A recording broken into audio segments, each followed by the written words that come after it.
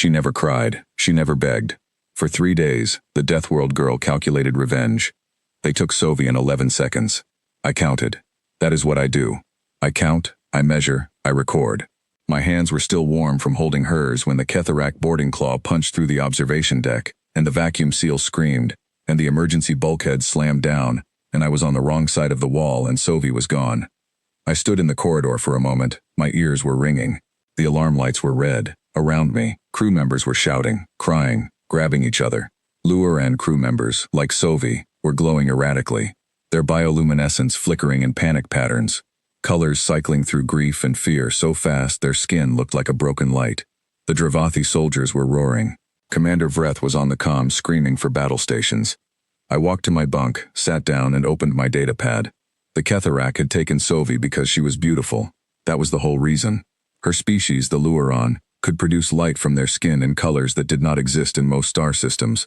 Collectors paid enormous sums for living Luoran specimens. The Ketharak were not warriors. They were hunters. They were very good at taking things that could not fight back.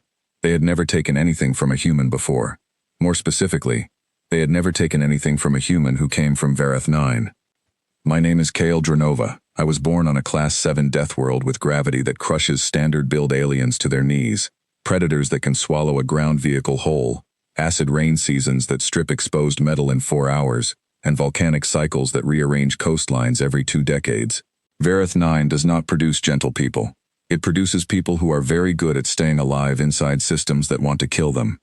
I had known Sovi for 3 years. She was the first creature I had ever met who was genuinely, completely kind. She could not understand cruelty. She processed it as a malfunction, a broken thing that needed to be fixed. She used to sit beside me during long shifts and glow soft blue, which is how Luoran say they feel safe. She was glowing blue when they took her. On day 1, I pulled every documented Ketharak encounter from the Federation database. There were 847 of them. I read every single file. I cross-referenced their flight patterns, their fuel consumption rates, their preferred ambush vectors, their known trade hubs, their collection habits. I built a map on my datapad of every location they had used in the last 6 years. Then I overlaid the slipfold vector from our ship's sensor logs at the time of the attack. The vector narrowed the search to 3 possible holding locations within a 72-hour window. After that, their fuel load would require them to stop. I marked all 3 locations and gave each one a probability score. Commander Vreth came to my bunk at hour 19. He stood in the doorway and looked at the datapad in my hands and the empty meal tray on the floor beside me, and he said, "Dranova, you should speak to the ship's counselor." I said, "I am busy." He said, "What are you doing?" I said, "Narrowing a search radius." He was quiet for a moment. I think he was expecting tears. A lot of people expected tears. The Luoran crew had been weeping for hours. The sound traveled through the ship's ventilation in waves. It was not a comfortable sound. I understood why they were doing it. I did not have time to do it. Tears do not reduce a search radius. I told him that. He left without another word, but he paused at the door for a long time before he went, and I could hear something in his breathing that I recognized. It was the sound of a person who has just realized they do not understand the situation as well as they thought they did. On day 2, I filed a routine maintenance requisition. The list was long. Individually, every item on it was completely unremarkable. Thermal bonding compound, pressure relief valves, high-density copper coil wire, a set of calibrated timing relays, 2 containers of accelerant-grade coolant, standard repair materials, nothing that would raise an alert on its own. Emmerich Hale, the ship's engineer, caught me pulling the coolant from storage at hour 31. Emmerich was from Earth, which is not a death world by classification, but he had grown up in a fishing town on the northern coast of a very cold continent, and he had the eyes of a man who had spent his life reading weather. He looked at the coolant, then at the other materials on my cart, then at me. He said, "Kale, that is a shaped charge dispersal configuration." I said, "It is maintenance supplies." He said, "In this specific combination, it is absolutely not maintenance supplies. This is a directional ignition system with a spread yield." He lowered his voice. "Where are you even going to aim it?" I looked at him. He had known Sovi almost as long as I had. He used to bring her dried fruit from his personal stores because her digestive system could not handle most ship food, and she never complained about it. I said, "Do you want to help me or do you want to pretend you do not know what this is?" He picked up a wrench from the rack beside him. He said, "What yield radius do you need?" I told him. He said nothing.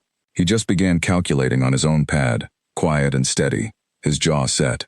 I went back to work. The Ketharak build their holding units with exoskeleton-reinforced walls, which are nearly impenetrable from the outside. Most rescue attempts fail at the wall stage. Most rescuers do not study Ketharak biology before they come. I did. Their sensory organs sit in clusters along their upper crests, and those organs are tuned to a very specific frequency range for detecting prey movement. That frequency range has a threshold. Go above it by a precise enough margin, and the sensory organs do not just stop working. They invert. The signal becomes pain. Serious, disorienting, collapsing pain. I built a pulse emitter calibrated to that exact frequency. I also studied Sovi's biology. Luuran internal temperature runs cooler than most warm-blooded species. They require a humidity level of at least 62% to maintain cellular function. If a Luuran is held in a dry environment for more than 4 days, their bioluminescent cells begin to die, starting at the extremities. It does not kill them immediately. It just makes them dim. Collectors know this. They keep their Luuran specimens in humidity-controlled cells because a dim Luuran is worth less. That meant Sovi was still in a controlled environment. That meant she was still alive. That meant I had time, but only just. On day 3, Commander Vreth called me to the bridge. He had the probability map open on the main display, my probability map. He had found it in the shared drive where I had saved a backup without thinking. He said, "You built this." I said, "Yes." He said, "You have been working on this for 3 days." I said, "Yes." He said, "Dranova, the Federation has a recovery protocol. There is a process. We file a report, we contact the recovery division. I said, "The recovery division has a 46% success rate on Ketharak extractions. The other 54% of the time the specimen expires before retrieval or is transferred to a secondary market and becomes untrackable. Sovi has approximately 19 hours before she crosses the 4-day threshold." He looked at the map for a long time. I said, "I know where they are going. I know their ship class, their crew complement, their defensive armament, and their sensory vulnerabilities. I have a device that will incapacitate their crew without permanent harm. I have an entry method. I have an exit vector." I paused. "I need a shuttle, and I need Emmerich." Vreth looked at me the way people sometimes looked at humans from Deathworlds. Not with disrespect, with something closer to recalibration, like they had been holding a rock and suddenly understood it was a tool. He said, "If this goes wrong." I said, "It will not go wrong." He authorized the shuttle. The Ketharak holding ship was exactly where my highest probability marker said it would be, drifting in a slow orbit around a gas giant at the edge of the Drevith system, running low-emission protocols so it would not ping standard traffic sensors. That told me they had done this many times before. It also told me they believed they were invisible. Emmerich brought the shuttle in on the gas giant's shadow side, below the holding ship's passive scan threshold. We had 40 minutes before their next active sweep.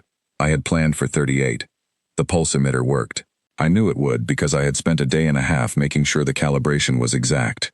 The signal went through the hull at the precise frequency, and every Ketharak on board dropped. Not dead, just down, disoriented, overwhelmed, unable to coordinate. Emmerich held the shuttle steady, while I went through the access hatch I had identified from their ship class schematics. The holding area smelled like filtered humidity and recycled air. There were 6 cells. 5 held various species, all alive, all looking at me with expressions that crossed every biological boundary to communicate the same thing. Sovi was in the second cell. She was sitting in the corner with her knees drawn up and her arms around them, and when the cell door opened she looked up and her skin did something I had never seen before. It went through every color at once, a full spectrum burst that lasted only a second, and then settled into the deepest, most saturated blue I had ever seen on a Luuran. I said, "Let's go." She stood up. Her legs were shaking. She did not say anything. She took my hand. I said, "I have you." We got all 6 prisoners out. I had planned for 1, but the logistics adjusted. Emmerich is very good at adjusting logistics. We were back in the shuttle and into the shadow corridor before the Ketharak crew began to recover. On the way back to the ship, Sovi sat beside me and held my hand and glowed steadily blue the entire time. Emmerich, from the pilot seat, said quietly, "You never panicked." I said, "Panic is a response for when you do not have enough information. I was gathering information." He was quiet for a moment. Then he said, 3 days, Kale." I said, "She is worth 3 days." When we docked and the medics came aboard and Sovi was taken to the medical bay and Emmerich was filing the incident report in ways that would take a Ketharak legal team 4 years to untangle, Commander Vreth found me in the corridor outside the shuttle bay. He stood there and looked at me for a long time. Then he said, "When you went quiet, I thought you had shut down. I said, on Vereth 9. Quiet means the opposite of shut down. He said, what does it mean? I said, it means something has our full attention. He nodded once, slowly, the way people nod when they are filing something away for a very long time. I went to the medical bay and I sat beside Sophie's bed, and she reached out and held my hand again. The medic said she would be fine. Some cellular stress, mild dehydration, nothing permanent. She would be back to full luminescence in 2 days. She looked at me and her skin shifted to a color I did not have a word for. Something between gold and white and the specific quality of light that comes through cloud cover right before it breaks. I had learned enough lure and color language to know what it meant. It meant, I knew you would come. I had not cried once in 3 days. I had not begged. I had not screamed or broken or fallen apart. I had simply worked, the way my world taught me to work, with patience and precision, and the absolute certainty that a problem, no matter how large, is still a problem, and problems can be solved. I squeezed her hand.